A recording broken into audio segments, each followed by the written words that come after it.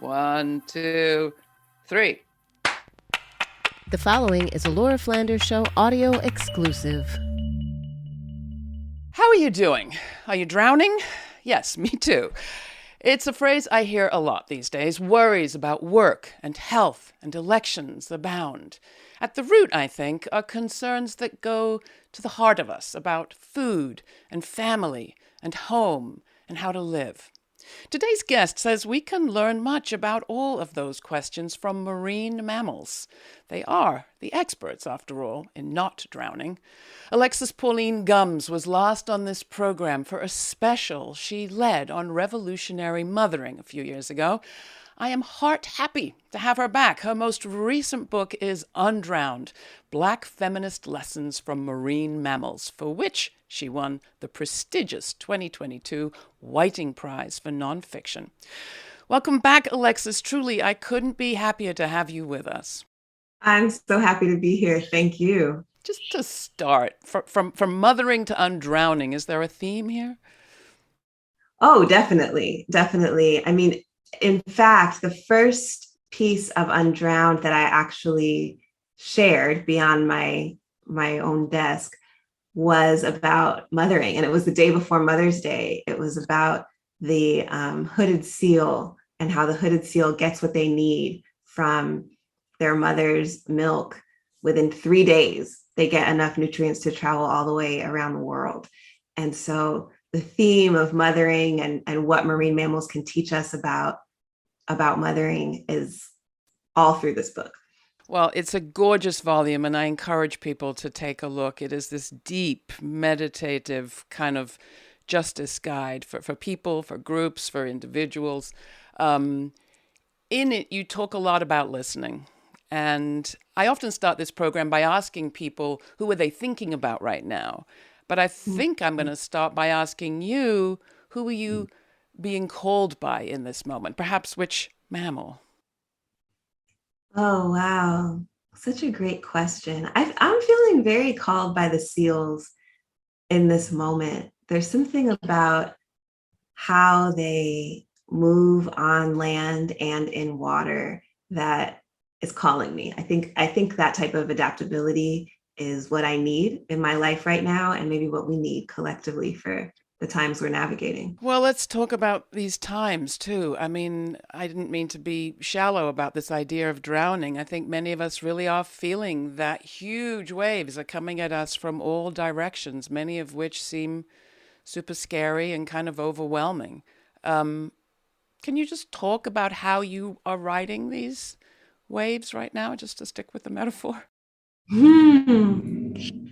Yes. The way that I'm riding these waves, I mean, so this actually takes me beyond the seals to the dolphins and porpoises and some of the whales that have dorsal fins, right? I think about the idea of a dorsal fin as this physical technology that evolved over millions of years, and its basic function is to allow someone to have enough stability in a constantly moving ocean or river or wherever they are to be able to decide, right? To be able to have intentionality about movement in this context where the ocean is huge. The pressure of the water, the movement of the water is something that no individual animal could ever control.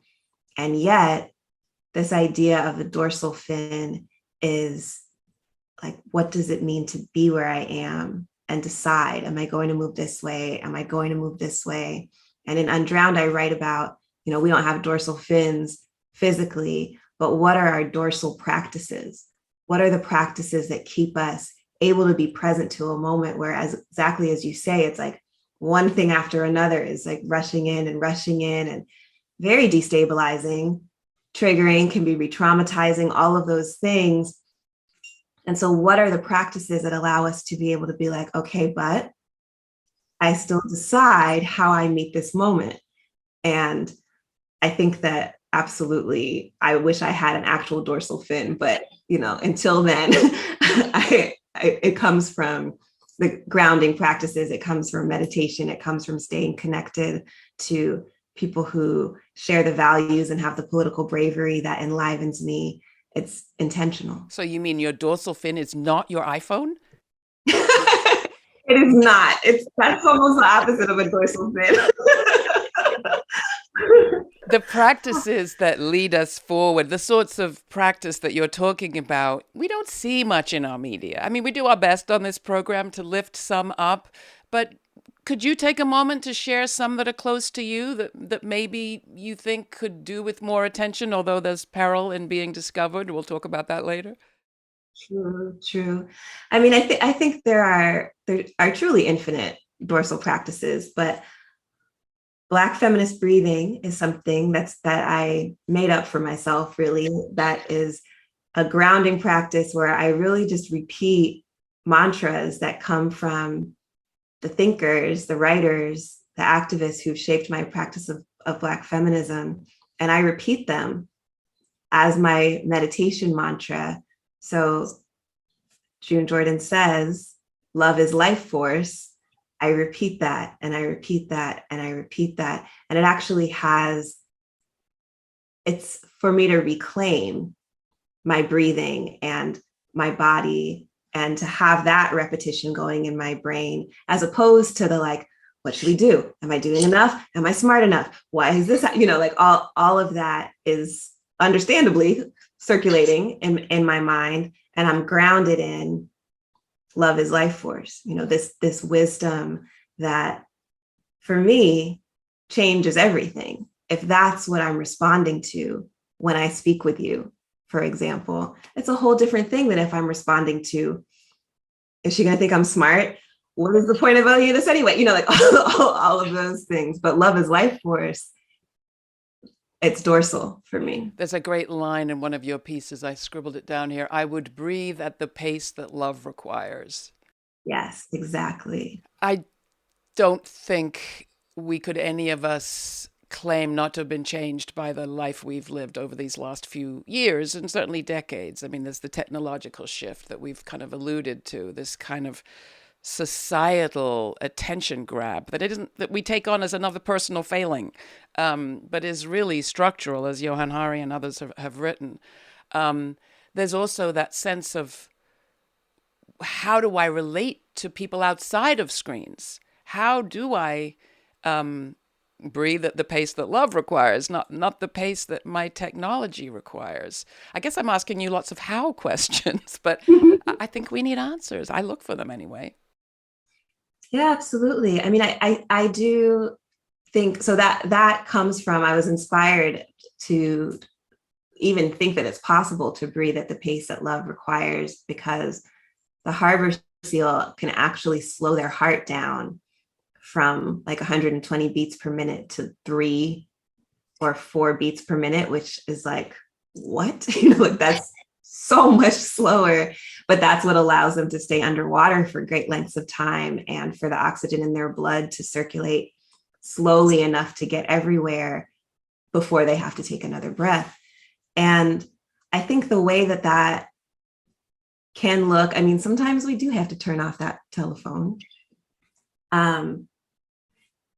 It's this question about, what does it take for me to go deep enough into my practice, into my action, into my collaborations with people, that I can actually stay there and possibly be changed by what I find there before I come back into this context where I'm going to have to react and respond in a different way, right? When the harbor seal comes out of the water, they need to be able to quickly see and make sure there's not, somebody who wants to eat them that is coming, or to navigate differently. But when they're in this deep space, they need to be able to stay.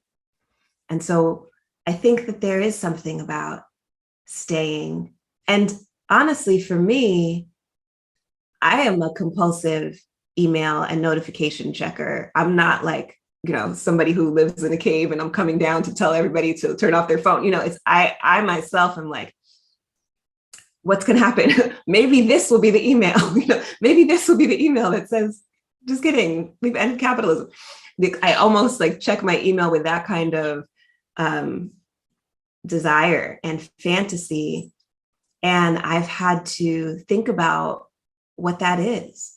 What is it that is scary for me about staying in a conversation with another person, for example, or staying with my thoughts, or staying in my writing process when who knows what could have been announced on Twitter in the hour that I've been writing.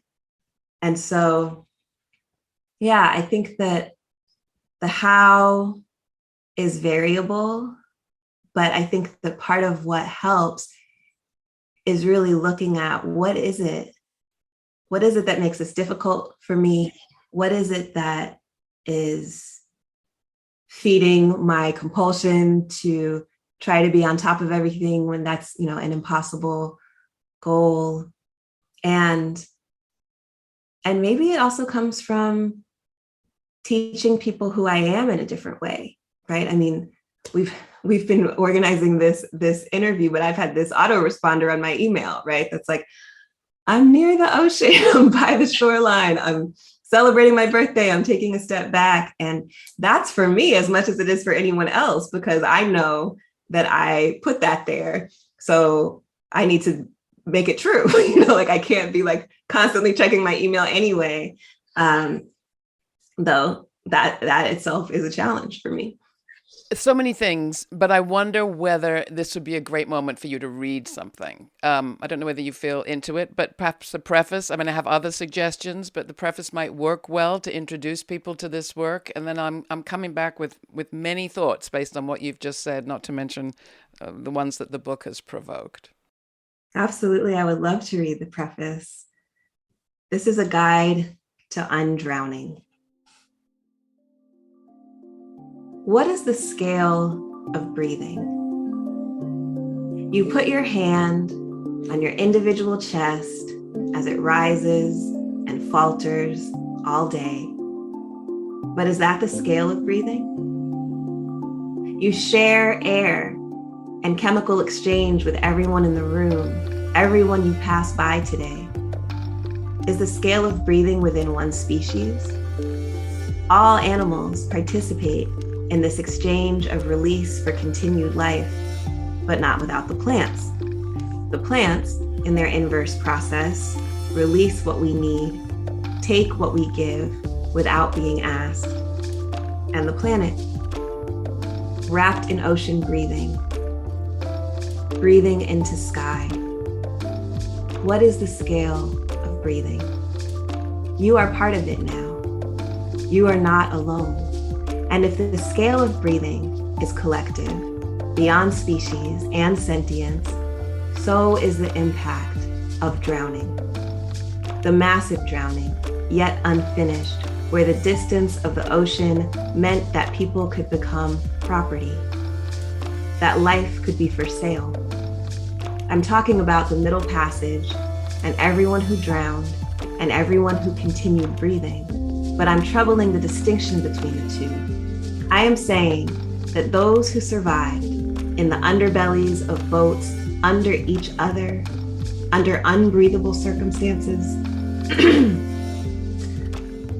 under each other, under unbreathable circumstances, are the undrowned.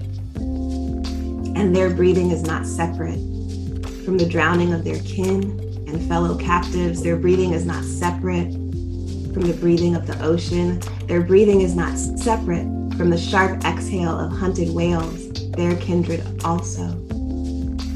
Their breathing did not make them individuals. It did not make them individual survivors. It made a context, the context of undrowning. Breathing in unbreathable circumstances is what we do every day. In the chokehold of racial, gendered, ableist capitalism, we are still undrowning. And by we, I don't only mean people like myself, whose ancestors specifically survived the Middle Passage, because the scale of our breathing is planetary, at the very least. Are you still breathing?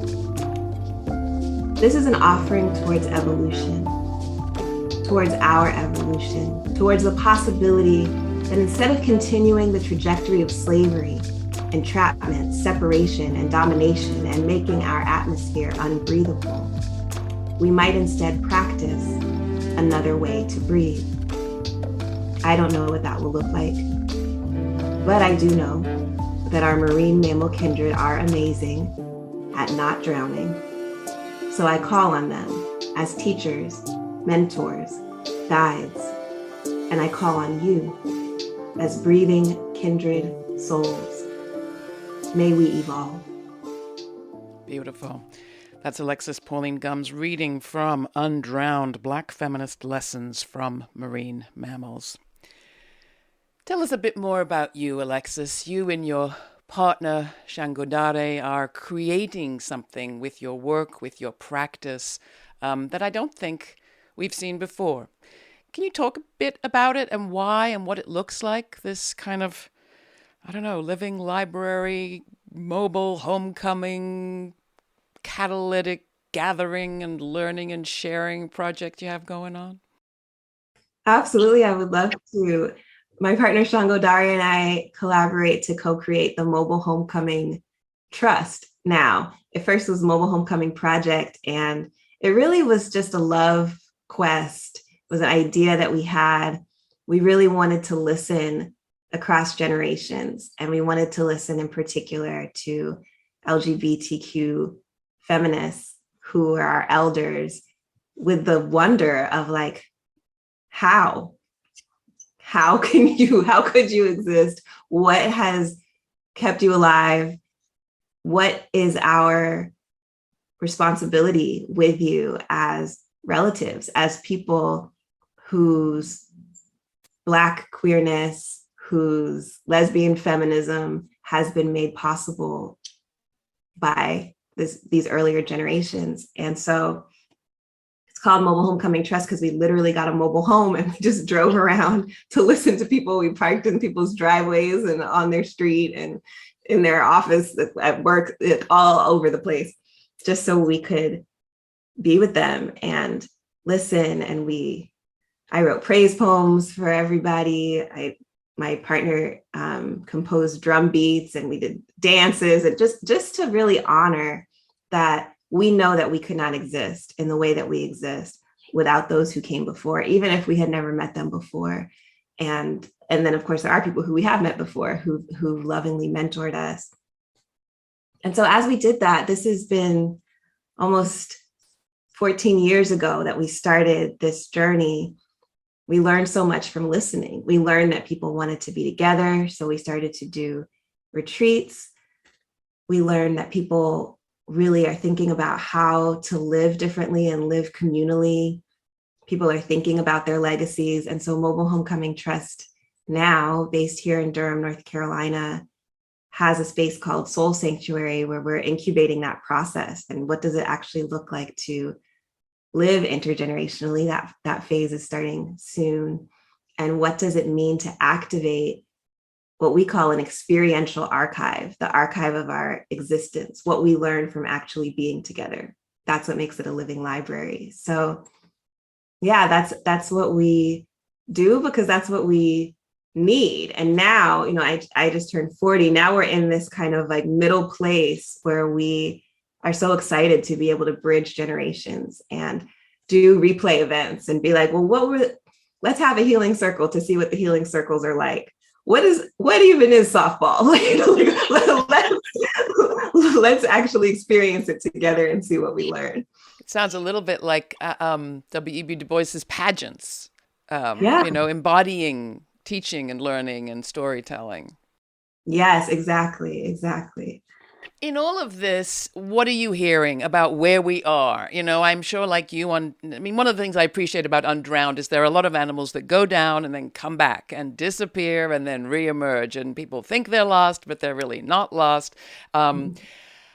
Where are we? I think I am torn between believing we're on the cusp of something truly extraordinary and transformational, and it's with that spirit that I dedicate my work, because what else would you dedicate it to? But there are certainly days where I think, whoa, this This old is going down with a big fight, a big, brutal fight. And I hope it doesn't claim too many of us. Yeah. Where are we? I mean, I think that we are in a place of so much clarity. I think that we're in this place where it has become impossible to ignore the urgency of our values. I think that we're in a place where our relationship, our material relationship with the planet is impossible to ignore. Our relationships to each other. I mean, thinking about, a severely contagious respiratory virus is, when I wrote this about the scale of breathing, I had no idea that there would, by the time this book came out, that there would be COVID-19. And yet, exactly, our breathing is a shared context, and it impacts all of us. I think that's where we are. And it's an exciting place to be, because what actions we take, the ways that we collaborate, the inventiveness that comes out of those forms of clarity, even the going in and coming back out of people because of quarantine and all of those things. I do think it makes so many things possible. And it's really hard to be with these urgencies and not to, it's like our denial is not tenable. And that's why I think that practice is so important. That's why I need my dorsal practices so much, because I'm like, whew, like it is overwhelming and it is a lot. I'm not saying that earlier generations haven't been confronted with all sorts of clarity, but I do think that this moment is, some of my fantasies that I didn't even know I had about our species, and maybe what I had in common with other people who I'm like, oh, they weren't actually true, right? We see the extent to which people, for example, will sacrifice their health and the well-being of other people behind certain ideas of what they would call freedom. And I'll say that even as, I think, a pretty astute, cynical, Black feminist, anti-capitalist person, I've been surprised by people's willingness to hold on to forms of denial when it takes so much to deny any of this right now. And that's clarifying for me, right? And that means that I can't be like, oh yeah, people will get it. People will come around. Like, I have to be very clear about, how do I live these values? How do I collaborate in a way that is life-giving when that we have, a major sacrifice, for example, of disabled people happening because of disregard around COVID-19? How do we, when the structures that pretend to protect and safeguard and hold completely are not able to do that around ideology, because of ideology, they can't function in those ways. How do we hold each other, find each other, love each other, protect each other? And the thing about marine mammals is that that's all that they do. And that's what they have to do, right? They've been doing it in response to the violence of these same ideas as we have imposed them on the oceans and have made life more dangerous for ourselves, but also for all marine mammals. And so thinking about, okay, how did dolphins reorganize their pods when they had this virus that was moving through their community? And what can we learn from that? That's one extraordinary story you tell about that. Indeed, yeah. In the Mediterranean Sea, really seeing that the dolphins were like, what is the scale at which we can take care of each other, right? when I was writing about it, I wasn't thinking that we would have a virus that would make us rethink what our pods are and the scale at which we could gather. But we are, and we're going to have to continue to think about that because of the age that we're living in. And it has me learning about possibilities that I wouldn't have imagined if they weren't evident in the marine mammal practices. And what did they do, those dolphins? They regathered. They made smaller pods that they then regrew. They worked intergenerationally. They found each other across groups in order to have what they needed to have, to be the sustainable units that they knew they needed to be, which, go so far beyond something like a nuclear family, the ways that were organized in this particular society. They really prioritized life and adapted in the face of loss. And that's why I'm a marine mammal apprentice. And I just invite everyone else we can all apprentice ourselves to the marine mammals. I want us to be more like that. In the course of your research, you discovered that a lot of the sort of attitudes of racism came out in the language that was used in these scientific guidebooks.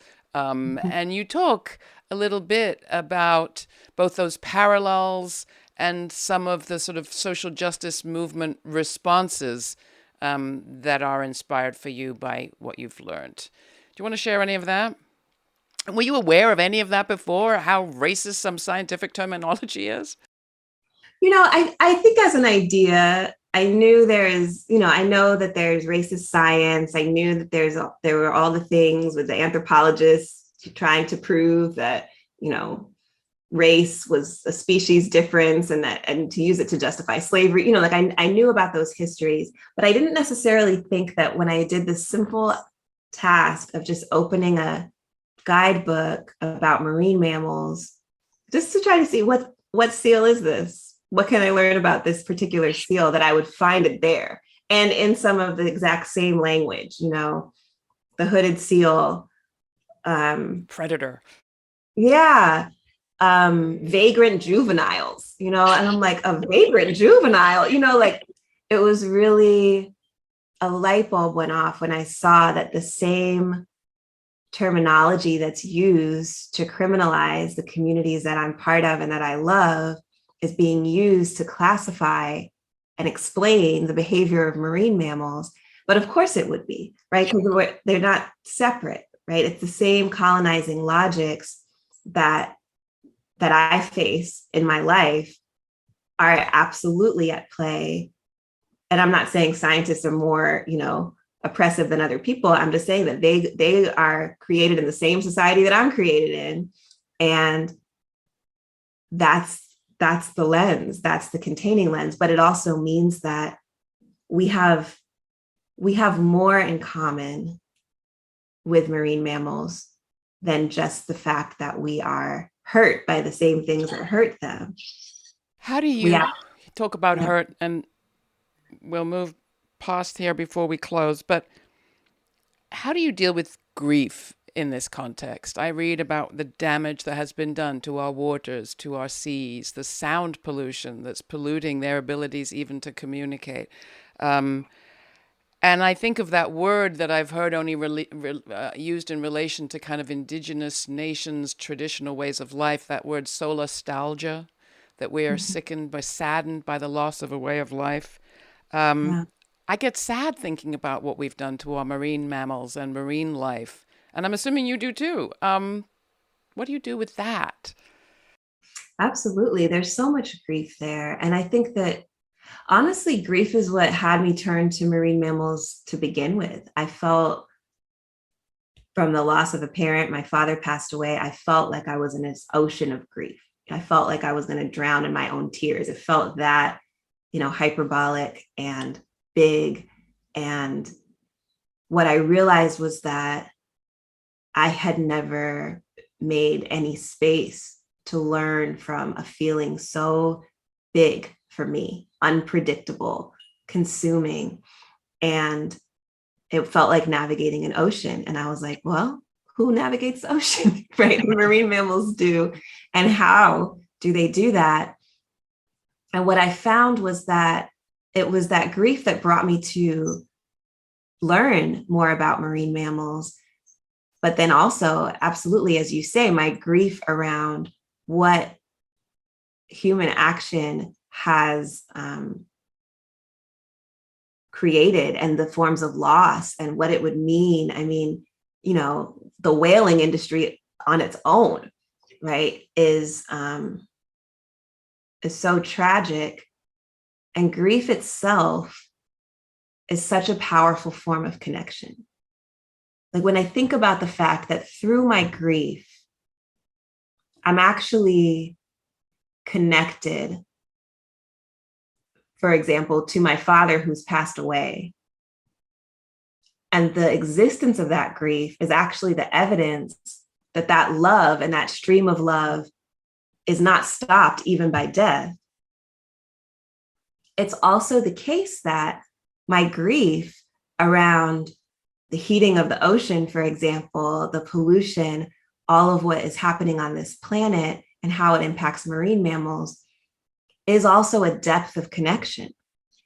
And that connection is actually, it's not the way to escape the grief, but it's actually the way to generate another relation, another way of relating, another way of being, right? And that doesn't mean that it should be the case. And it doesn't justify anything about what the circumstance is, but it is a deep and sustainable and ongoing and expansive source for the type of imagining, the type of openness, the type of vulnerability and attentiveness that it requires for us to grieve what has been lost and stay committed to creating what is required in the face of that. Beautiful. I'm going to ask you to read one more thing, if I may. Sure. And it is on my advanced reading copy at page 105. It's about the striped dolphin. And you've mentioned a little bit about their story. And I'm going to suggest that you perhaps pick up at the very end of the paragraph that's talking about the Greek activists. I'm writing this in solidarity with the Greek activists. And just go to Evolve. I guess we're ending both quotes on Evolve, but hey. Well, I like the idea that we're ready. Yes. I am writing this in solidarity with the Greek activists who are currently using music and community education to raise awareness and stop offshore drilling speculation. Because I know what it feels like to be sick of systemic oppression and its cycles of extraction. The virus impacting these dolphins presses on their lungs, their brains. They struggle to breathe. They swim in strange circles. They end up far off course in a place that can't sustain them. Do you know something about this? I too have been moving in circles, confused. I too have been struggling to breathe. I too have wondered, how did I get so far from what my body and spirit need? And I thought I was done writing about striped dolphins, but so many of us are dizzy and labored, bewildered and estranged.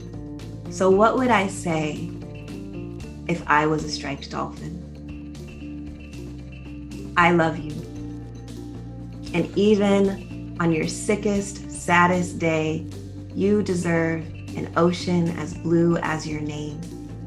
You deserve a safety as deep as your need.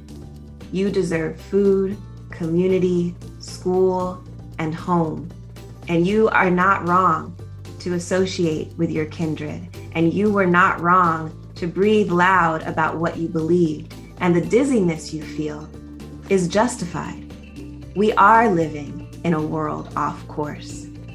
And the pressure in your lungs is urgency. We have to learn the language of this air. We are sick of these tired cycles of economic vulnerability, resource grabs, and waste and harm spiraling down. We are ready to breathe differently and evolve.